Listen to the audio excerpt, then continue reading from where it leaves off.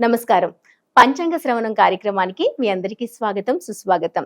ఇవాళ మన పంచాంగ శ్రవణం కార్యక్రమంలో 12 రాశుల వారికి ఈ క్రోధినామ సంవత్సరంలో ఎలా ఉండబోతుంది అని తెలియజేసేందుకు మనతో పాటు ఉన్నారు ప్రముఖ జ్యోతిష్య, వాస్తు పండితులు మరియు పంచాంగ కర్త బ్రహ్మశ్రీ డాక్టర్ నాయకంటి మల్లికార్జున శర్మ గారు. ఇంకా ఆలస్యం చేయకుండా ఈ 12 రాశుల వారికి ఎలా ఉండబోతుందో ఆయన మాటల్లోనే తెలుసుకుందాం.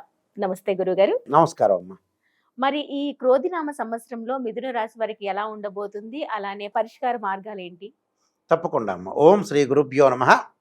క్రోధినామ సంవత్సరంలో మిథున రాశి వాళ్ళ యొక్క గ్రహస్థితిని కూడా గమనిస్తే మనకు 5 ఆదాయం 5 ఖర్చుగా ఉంటుంది. అలానే 3 గౌరవం 6 అవమానంగా ఉంటుంది. ఇక్కడ మిథున రాశి వాళ్ళకు వచ్చేటప్పటికి మృగశిర నక్షత్రం 3, 4 పాదాల్లో జన్మించిన వాళ్ళు, ఆరుద్ర నక్షత్రం 1, 2, 3, 4 పాదాల్లో జన్మించిన వాళ్ళు, పునరుసు నక్షత్రం 1, 2, 3 పాదాల్లో జన్మించిన వాళ్ళందరూ కూడా మిథున రాశి జాతకులు అవుతారు.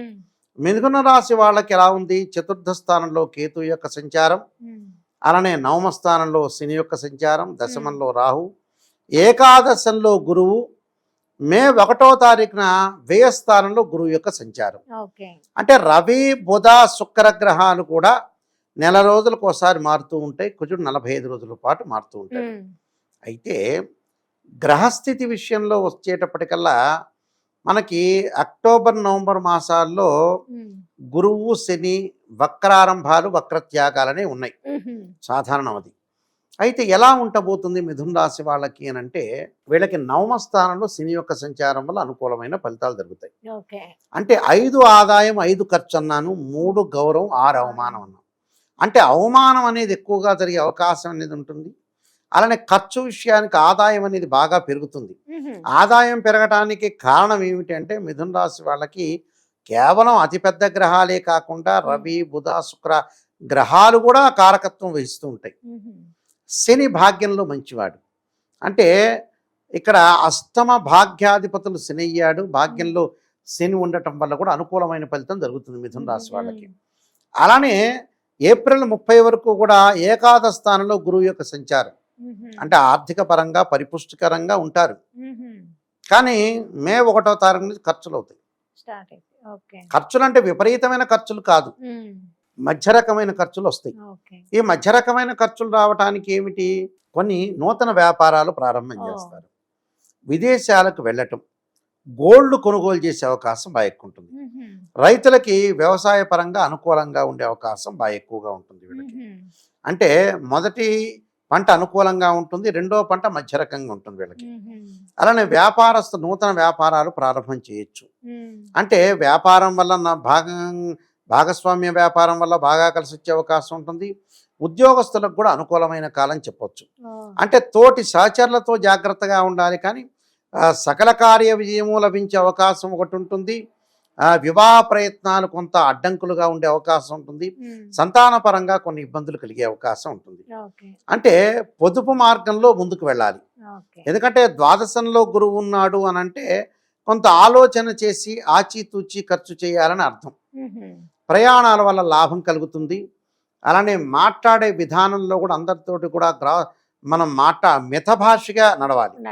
అంటే అతిగా మాట్లాడడం వల్ల కూడా అనర్థాలు జరిగే అవకాశం ఎక్కువగా ఉంటుంది అక్కడ. ఎందుకంటే వీళ్ళకి దశమంలో రాహు యొక్క సంచారం. అంటే వృత్తిపరంగా కొద్దిగా పెట్టుబడులు తక్కువగా పెట్టాలి. అంటే నూతన వ్యాపారం ప్రారంభం చేశారు, అతిగా పెట్టుబడి పెట్టకుండా మధ్య రకంగా పెట్టుబడి పెట్టి ముందుకు వెళ్ళాలి. మనం అతిగా పెట్టుబడి పెట్టడం వల్ల కూడా అనర్థం అనేది జరిగే అవకాశం ఉంటుంది. కాబట్టి మనం జాగ్రత్తగా నడిచి ముందుకు వెళ్ళటం అనేది చాలా మంచిది. దానితో పాటు ఆరోగ్య విషయంలో శ్రద్ధ వహించాలి. ఆరోగ్య విషయంలో శ్రద్ధ వహించడానికి కారణం ఏంది అని అంటే, వాళ్ళకి కొంత గ్రహస్థితి అనేది అనుకూలంగా లేకపోవడంలో ఆరోగ్యపరంగా జాగ్రత్త వహించాలి. ప్రయాణాల వల్ల లాభం కలిగే అవకాశం ఉంటుంది. విదేశాలకు వెళ్ళే అవకాశాలు కూడా బాగా ఎక్కువగా ఉంటాయి. అంటే అనుకూలమైన పరిస్థితులు ఉంటాయి వీళ్ళకి, లేదంటానికి వీలేదు. అంటే వృత్తిపరంగా మటుకు కొంత ఆలోచన చేసి ముందుకు వెళ్ళాలి. అలానే చతుర్థ స్థానంలో కేతు యొక్క సంచారం వల్ల తల్లి యొక్క ఆరోగ్యము, వాహనాల మీద ప్రయాణం చేసేటప్పుడు చాలా జాగ్రత్తగా ఉండటం, వాహనాలతో పాటు అనుకున్న పనులన్నీ కూడా ఈ సంవత్సరం కోర్టు సమస్యలు పరిష్కారం జరుగుతాయి. సంతానం వల్ల కూడా కొంత లాభం కలుగుతుంది. కొన్ని వస్తువులు కూడా కొనుగోలు చేస్తారు. కానీ మితభాషిగా ఉండాలి, ఉండాలి మితంగా ఉండాలి. ఎక్కువగా మాట్లాడటం అనేది అవసరం లేదు ఇక్కడ.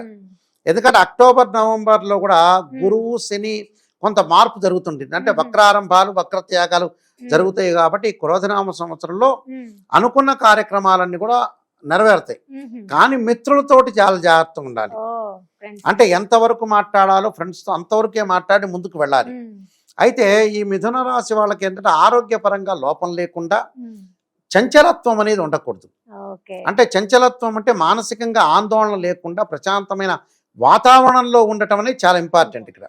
అంటే ప్రతిదానికి కూడా కొంత ఆలోచన చేసి క్యాలిక్యులేట్ చేసుకోవాలి. ఆ క్యాలిక్యులేట్ చేసుకోవటం వల్ల కూడా మంచి జరిగే అవకాశం ఖచ్చితంగా ఉంటుంది. కాబట్టి అన్ని విషయాలు కూడా ఆలోచన చేసి విదేశీయానం కూడా కలదు వీళ్ళకి. అంటే విదేశం అంటే కంపెనీ త్రూ విదేశీయానం కలిగే అవకాశం అనేది ఒకటి ఉంది. అయితే దీనికి కొంత పరిహారాలు చేసుకొని మనం ముందుకు వెళ్ళామనుకోండి జీవితంలో సక్సెస్ అయ్యే అవకాశం ఉంది. ఆలోచన తగ్గించాలి, మానసికంగా ఆందోళన తగ్గించాలి, ఆరోగ్యం పట్ల శ్రద్ధ వహించాలి. మహిళలు వచ్చేటప్పటికల్లా ఏదో కొంత ముందుకు వెళ్ళాలని, కుటుంబాన్ని నడిపించాలని, ఈ స్త్రీలలో అందరిలో కూడా నేను పెద్దగా ఉండాలి, ఒక ఆవేశపూరితంతో ఉండాలి. స్త్రీల ఆవేశం తగ్గించుకోవాలి. విద్యార్థులు అధిక శ్రమతోనే పాస్ అయ్యే అవకాశం అనేది ఖచ్చితంగా ఉంటుంది. కాబట్టి కొన్ని పరిహారాలు తీసుకుని ముందుకు వెళ్ళాలి. ఎటువంటి పరిహారాలు చేసుకుంటే మంచిది? మిథున రాశి వాళ్ళు తప్పకుండా దేవానాంచ ఋషీనాంచ గురుకాంచన సన్నిభం బుద్ధిమతం త్రిలోకేశం తం నమామిం బృహస్పతి అనే మంత్రాన్ని, ఆరోగ్యం బాగుండటానికి శరీరే జర్జరీభూతే వ్యాధిగ్రస్తే కలేబరే ఔషధం జాహ్నవీతోయం వైద్యో నారాయణ హరి అనే మంత్రాన్ని చక్కగా చదువుకోవటం ఒకటి. అలానే దాంతో పాటు గణపతి యొక్క ఆరాధన చేయాలి. విఘ్నేశ్వరుని ఆరాధన చేయటం వల్ల కూడా సత్ఫలితాలు పొందే అవకాశం అనేది ఖచ్చితంగా ఉంటుంది. ఈ క్రోధినామ సంవత్సరంలో మిథున రాశి వాళ్ళందరికీ కూడా మంచి సుఫలితాలను జరగాలని ఆశిస్తూ సర్వే జనా సుఖినో భవంతు. ధన్యవాదాలు. నమస్కారం.